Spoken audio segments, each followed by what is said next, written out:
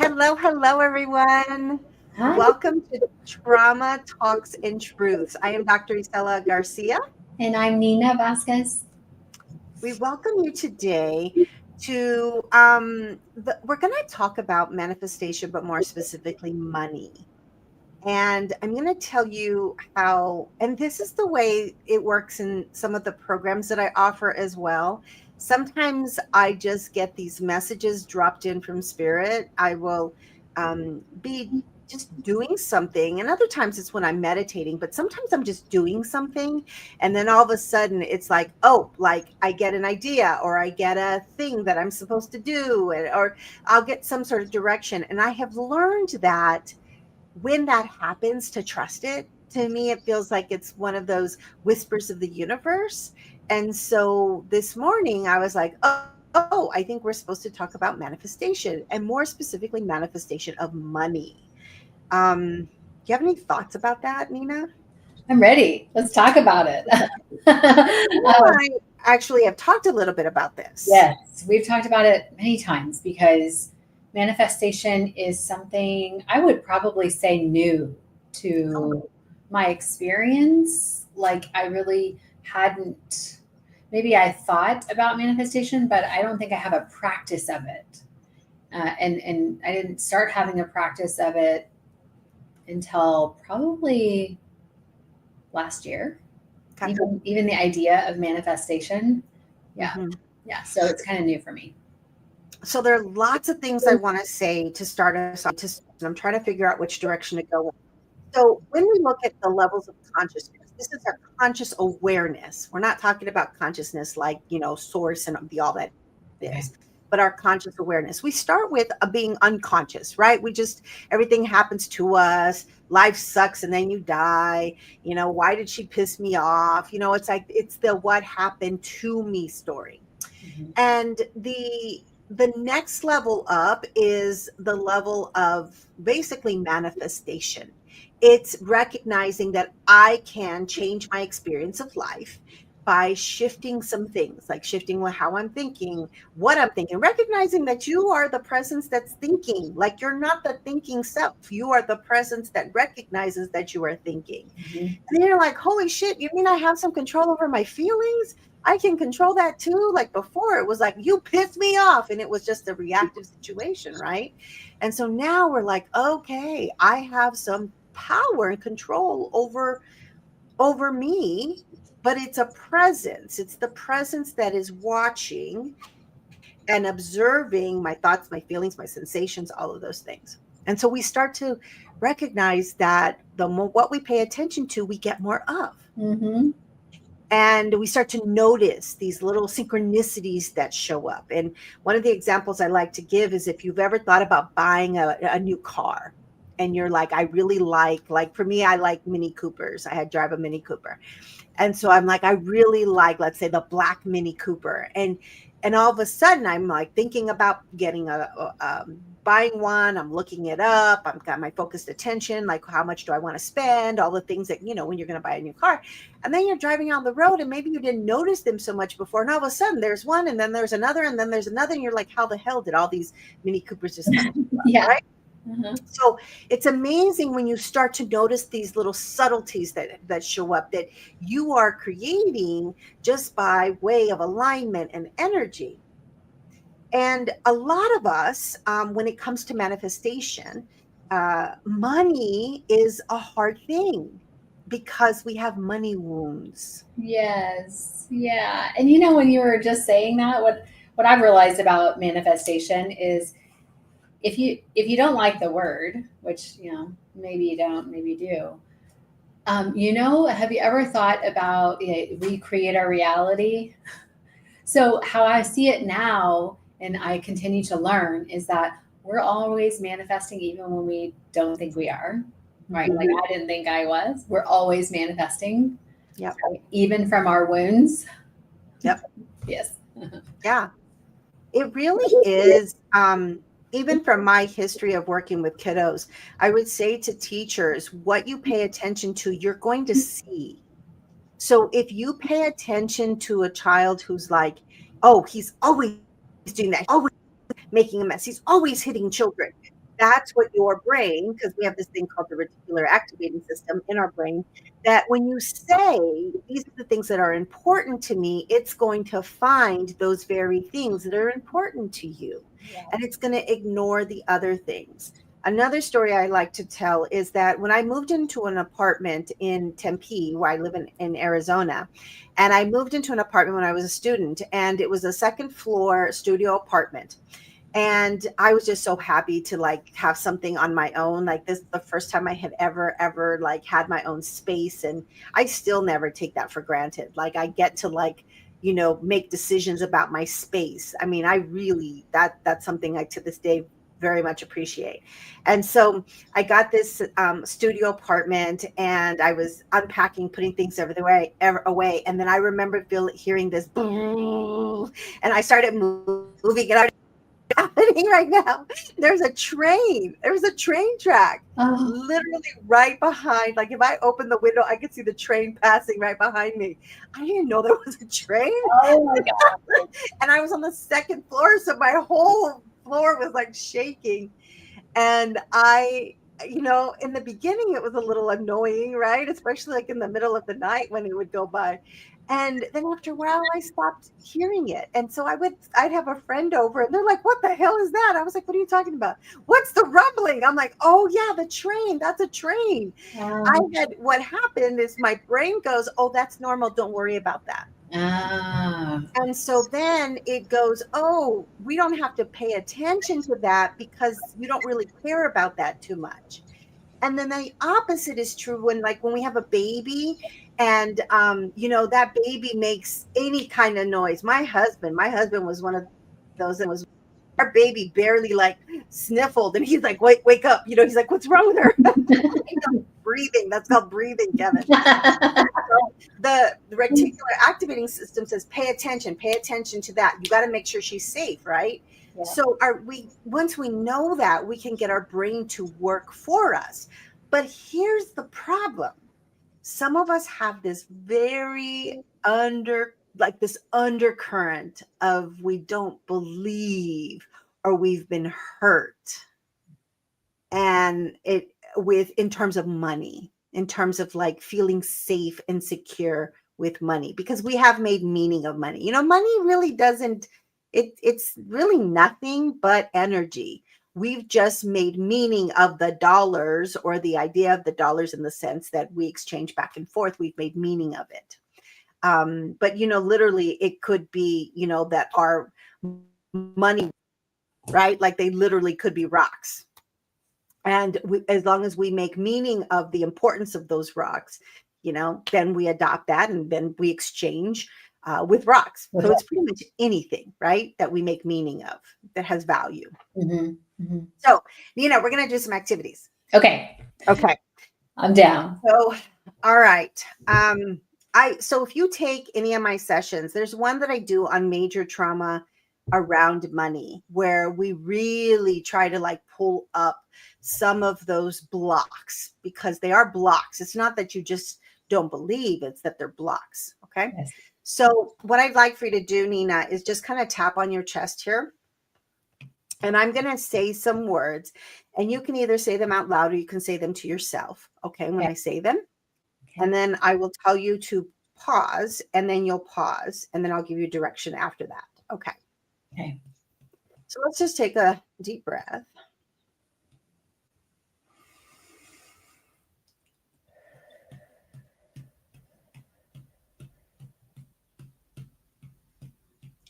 Money comes to me easily.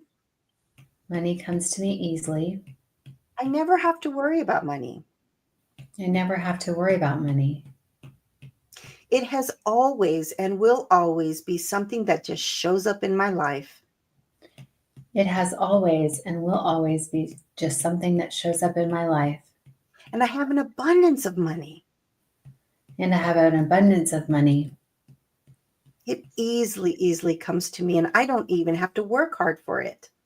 It easily comes to me, and I don't even have to work hard for it. Okay, I want you to pause your hand, and I want you to just capture whatever thoughts are coming to you with what you just said.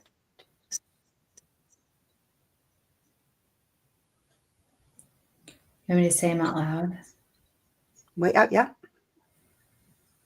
I heard, I don't know if this is right.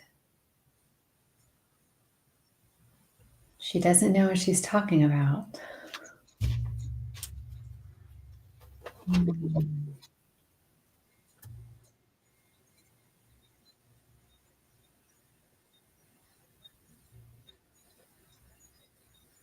That was it.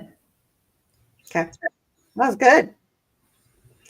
All right. So we already know that you think that's bullshit. Right? Yeah. Yeah.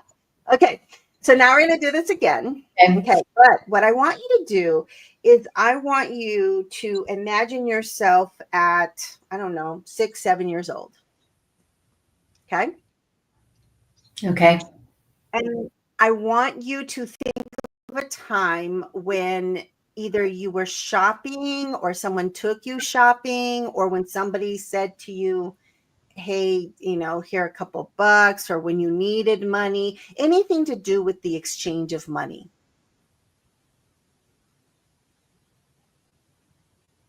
Are you there? Not there yet. Maybe you wanted a pair of shoes. Maybe you wanted maybe lunch money and you were afraid that you wouldn't have money to eat. Or maybe you could buy whatever you wanted. Just an exchange. Yeah, I only have one thing coming to me about exchange of money. Okay, how old are you? Somewhere between 5 and 8. Okay.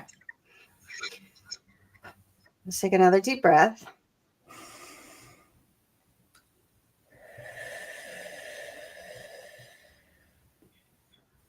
Okay, go ahead and start tapping.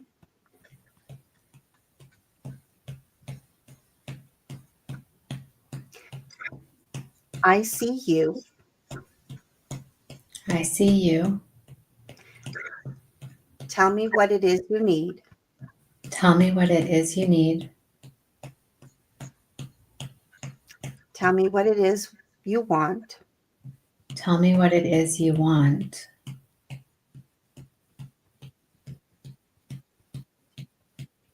Do you believe that you'll get what you want? Do you believe that you'll get what you want? Do you believe you'll get what you need? Do you believe that you'll get what you need?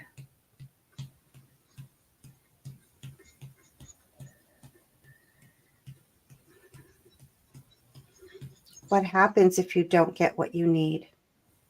What happens if you don't get what you need?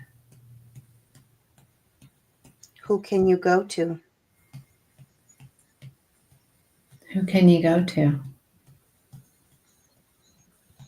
How do you feel?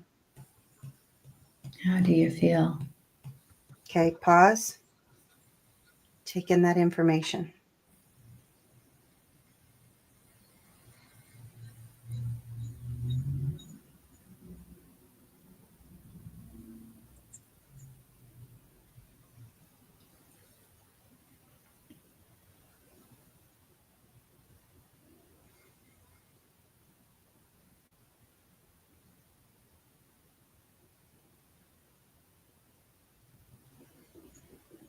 Do you want me to share it out loud? If you're willing, if you're not, it's okay. And there's a little bit of, it was almost like a little confusion. So my first memory, or the only memory I have around money, is getting money from my grandfather to go to like penny candy store. But as I was talking with her, it was more about my mother. Kind of like my mother, like I don't have anywhere to go. Like, what do I want my mom? I don't trust that she's going to be there. And there's nobody to go to. Okay. Can we explore? I'm going to ask a question. Okay. Mm-hmm. So if you feel that she wasn't for you to go to, would it be safe to say that maybe that little girl was afraid that she wouldn't be able to provide for your needs? Oh, for sure. My mom wasn't able to provide for her needs. My mom was not able to provide for that little girl's needs. So, needs in terms of shoes, clothes, basic needs. No, no, she was. Okay. Okay. All right. So let's kind of invite her back in. Okay. Mm. And we're going to just start tapping a little bit and just kind of be there with her.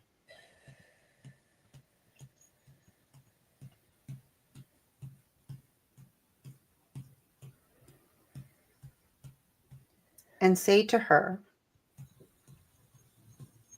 we no longer have to worry. We no longer have to worry. Because now I know that abundance comes easily.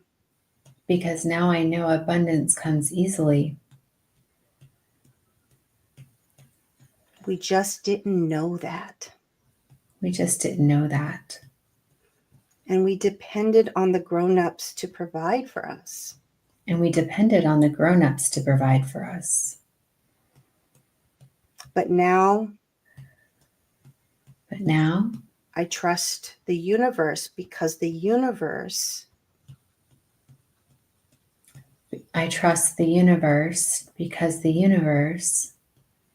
is who we are.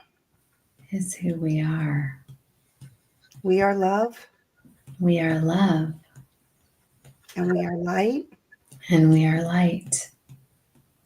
And now I know how to align with the abundance that will come to us easily, that is coming to us easily. And now I know how to align with the abundance that is coming to us easily. And you do not have to worry. And you do not have to worry. I ask that you trust me. I ask that you trust me. Now pause and check in.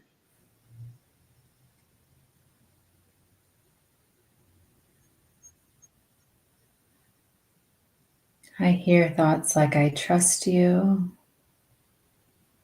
Okay, then. And I felt like a body release probably halfway through that.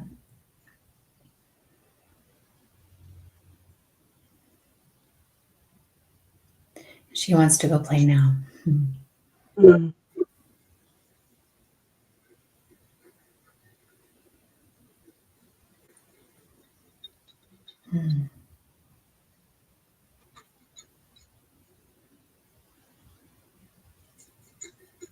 Hmm. That was cool. So the fear that we bring with us and the blocks that we have are 99.9% in direct relation to our experience and our relationship with getting our needs met. Yeah. Or not getting our needs met. So we become afraid that if we don't do these certain things, that then money won't come. And the certain things, usually we're socially conditioned to believe that it comes through work. That you grow up, you get a job, you make enough money, and that's how you make enough money to meet your own needs. Yeah. But that isn't how money. There is a traditional way of doing that method, and it works for a lot of people. But it's a grind. They work hard, and then they figure out how to. And that whole saying, "The rich keep getting richer." It's because there's a belief that money is just, they don't have to worry about it, that it comes naturally. Okay. Yeah. So I want you to hold that. Tell me what you're feeling before I move into the next thing. I some emotion started coming up just thinking about, it's weird. So to answer your question about how I'm feeling vulnerable. Mm-hmm. I'm feeling exposed. Mm-hmm. I'm feeling seen. I'm feeling held. But I find it very interesting because I don't have strong memories of not getting my needs met, but it reminds me of you're in a fishbowl and you're in the bowl. It's like you're a fish in the bowl. I don't know if that's making any sense, but like it's normal. You don't know any other thing or any other way. Yeah. I don't know any other way. Hmm. I and so the way of our life was normal. So Hmm. the thing that I remember about money is like I could get pennies from my under my grandpa's chair from finding his medicine, and I could go to the store that we just, could walk to the corner store together, me and my sister. So I don't remember I don't remember. I mean, as a kid, you wouldn't never know what that means, needs met, you know? But, Isela, you've worked with many kids in this type of environment. You don't know what you don't know. You think it's normal. Well, but there are times when um, we do need new underwear. We need shoes for school. The jacket we have is too worn and thin and it's cold. And we learn that we don't ask for those things because there's no money for those things. Yes, and we can't afford it. And it is, oh, yeah, now it's all coming back to me a little, like, not all, but like, it's almost my grandmother's voice, like, kind of like, don't, don't be like, you're being too much, or, you know, kind of go away with your need, basically. Mhm. You get what you get. And that was when I was really little, but I do remember being like between, say, 10 and 14, where I didn't have enough socks. Like Yeah. I was wearing like dirty socks, or, I didn't have enough underwear, you Mhm. know? Yeah. And you have to sometimes rewear things Yes. because you don't really, or maybe, and needs met as well could be we couldn't get to wash our clothes. Right. Yes. Yeah. We couldn't wash them, or our wash machine broke. Yep. We have to like wash in the tub, and then we have to hang. Yep. Yeah. We, So what happens is you stop asking for your needs to be met. You stop asking. And then what happens when you get enough courage to ask, because damn it, I don't have enough underwear, or I've got holes in my socks, or I'm freaking cold. So you get enough courage to ask, and a couple things could happen. Sometimes what happens is we go, why are you asking that? You know we can't afford that. You know, you have a good jacket, it's fine. And so we get dismissed, Mhm. right? Mhm. Or we get what we ask for. So we get the jacket or the socks or the underwear. But because money and gifts like this are unfortunately used as transactional experiences, the moment we get out of line or the moment we do something, I went and spent all that money on you. I bought that jacket for you. You're going to act like that? What's Yes. wrong with you? Yes. So we asked for it, we got it, but there were strings attached. Yeah. And there was an undercurrent of shame and guilt Mhm. for me. I remember even for like women personal hygiene things, Oh, yeah. I didn't sometimes have enough of them. And for some reason, I think what was leading, if I look back at my thoughts, was like I didn't want to be a burden, or I didn't want to, or I was also ashamed of that aspect of me. Yeah.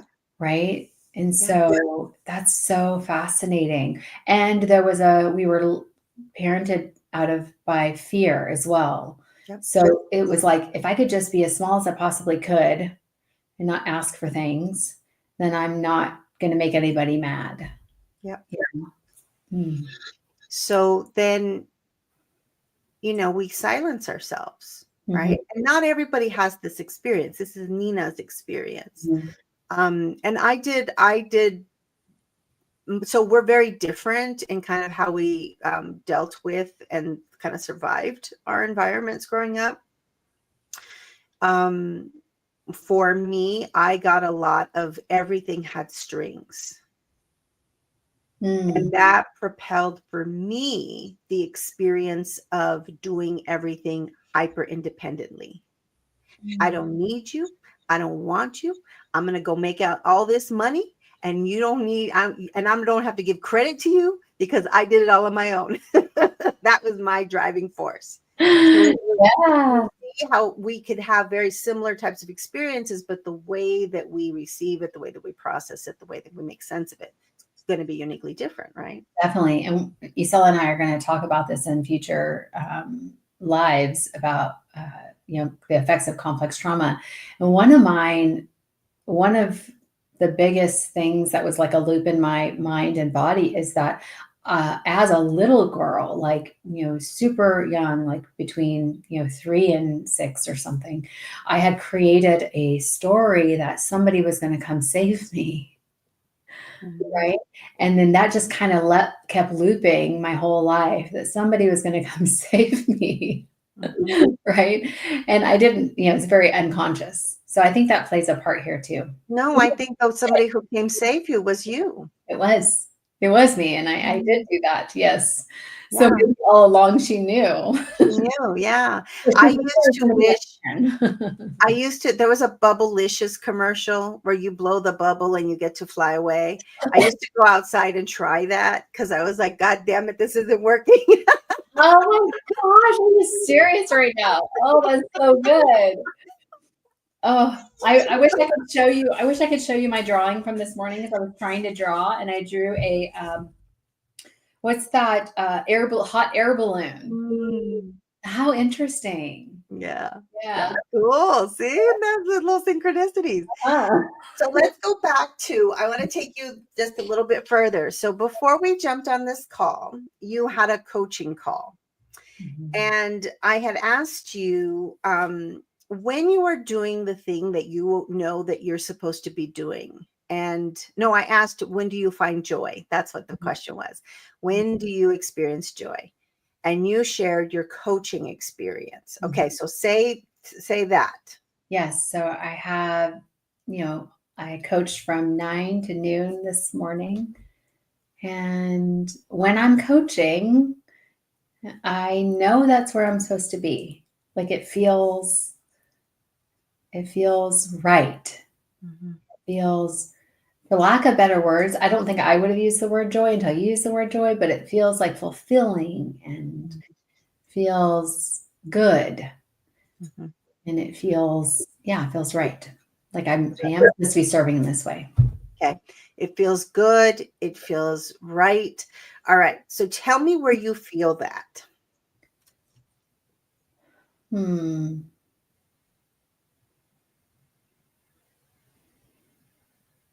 It's in my throat. Okay.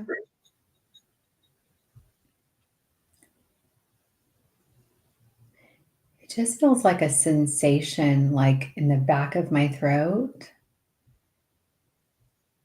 and it's very faint.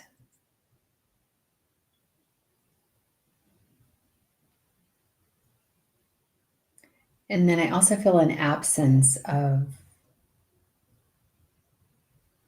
actually, I don't, it's hard to explain. It's like there's absence of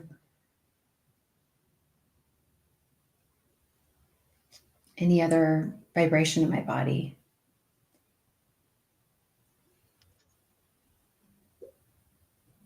Kind of makes me want to smile. Hmm. Hmm. So I feel what you're feeling. I can tap into you and feel it. Okay. So I'm going to tell you that I got the sensation that goes here. It goes down to about here. And the absence that you're feeling is the absence of ego. Oh, it does go down to there. Hold on. Okay, okay, hold on. I gotta like tap in. It's connecting to my body is like, ooh, okay. So it's the absence of ego. So what's happening is this is the alignment. Yeah, yeah. Some Mhm. people, it's very unfamiliar because sometimes it can feel empty and we're so used to filling our shit with too much stuff floating around. It's this subtle sort of knowing, and it's almost like a resting state. Yeah, that. You said empty, and that's a better word than I use absence of something, but yeah, empty. It feels just It's just like I know. a knowing. I Mhm. know this is what I'm supposed to do. Yeah. I know that even if it's just an incremental little aha experience, that this was the message or this was the experience that I was supposed to have and offer and connect to with this person. I just know. Hmm. Okay. Now I want you to just shift your chair just a little bit Okay. and still access that knowing. Okay. And I want you to just just imagine now an exchange of money and abundance for your services. It just magically shows up. Now tap into that same knowing. You never have to doubt that you are in alignment.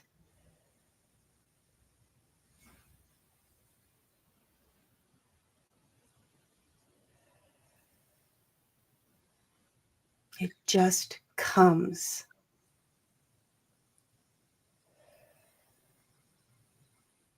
And it just is.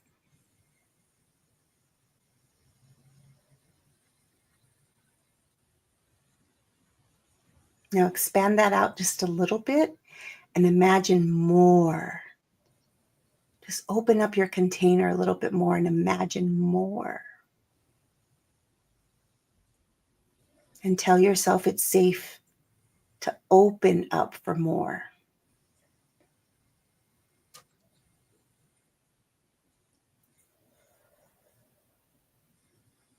And access that alignment once again, that knowing.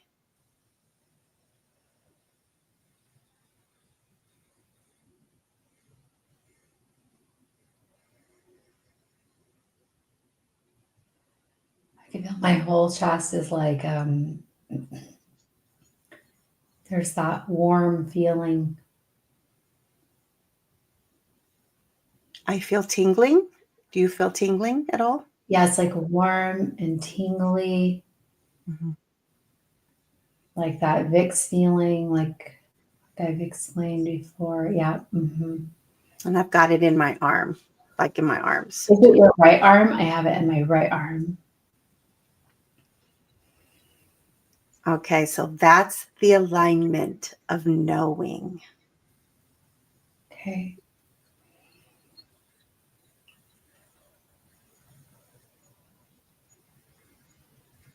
So that's the practice. Oh, how cool.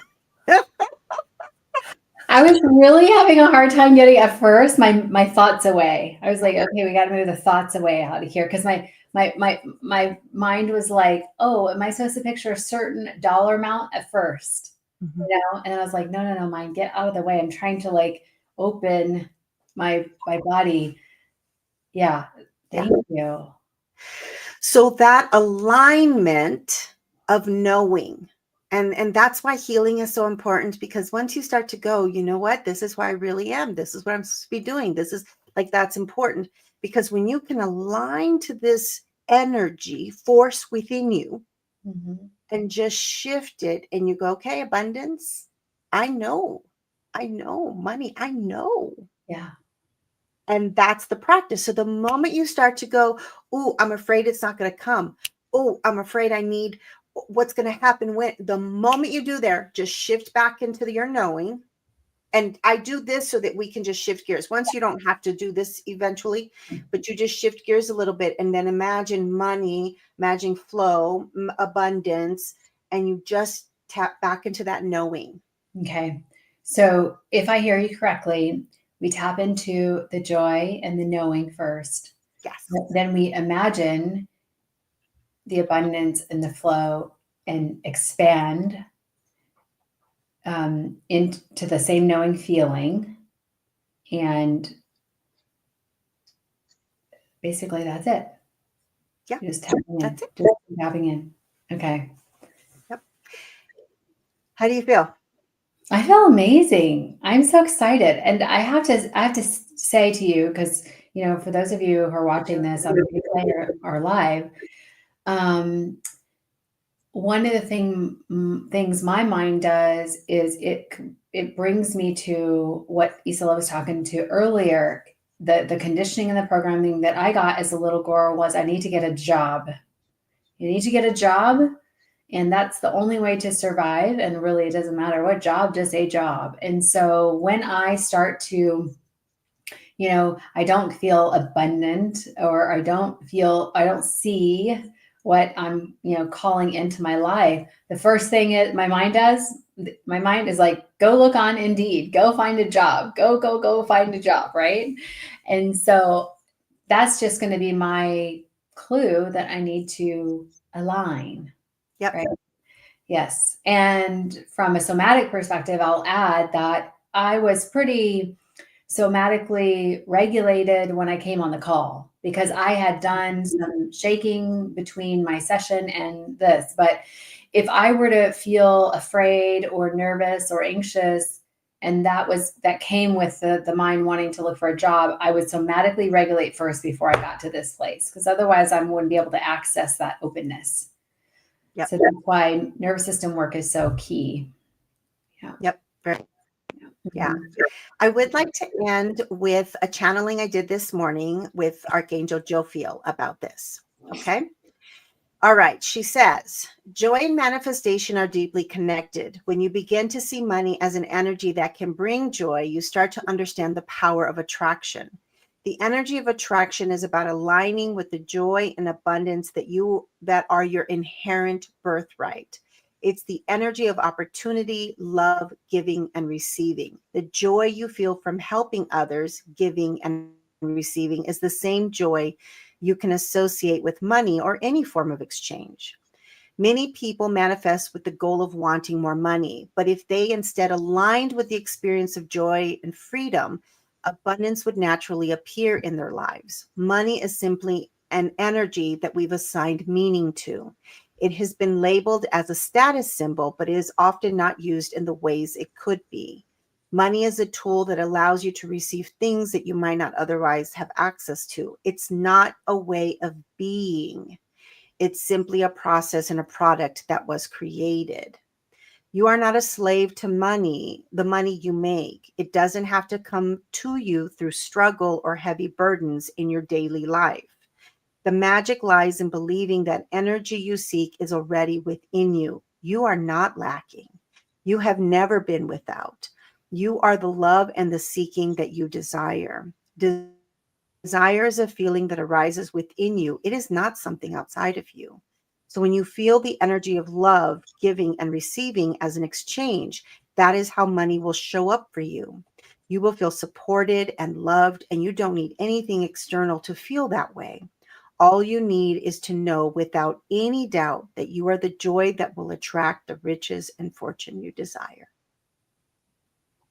That's so beautiful. There you Archangel Jovial. go. Archangel Jophiel. Thank you. Yay. Thank you. All righty, everyone. Till tomorrow. See you tomorrow.